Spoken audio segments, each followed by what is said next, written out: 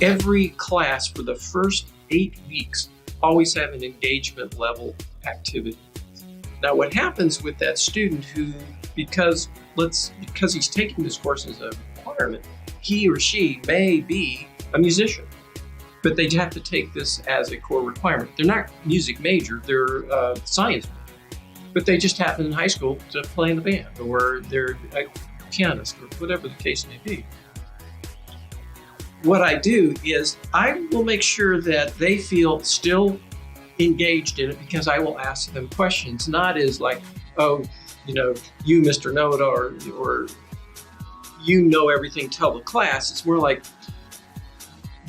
he would or she would raise their hand and I'd say, that's a great point. Could you explain to the class a little more about that? And all of a sudden the role of that student has sort of become more of, well, I'm going to inform the class of some information. Now, what I'll find out is going to be a point where their knowledge of what I'm doing is going to start to catch up. My goal is to bring that student along once I find where their level is. There's still a wonderful resource in the class. The thing is, in a class like that, you don't usually have one student. You have several students who have different areas of where they have knowledge. So they have sung in the choir.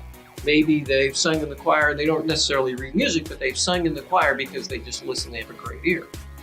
So the idea is to create different types of scenarios for these students through your class that engage them, and so that you're trying to bring their experience and what you're trying to do aligned, and the other students begin to see how that all works out.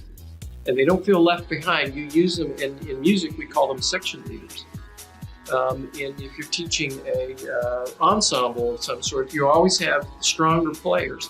And you can either use the stronger players as part of the learning experience, or you can just let them be the stronger player. The idea is that the stronger players work with some of these players who aren't quite as strong to help bring them up, because they have a closer relationship with what it's like to get to become a stronger player.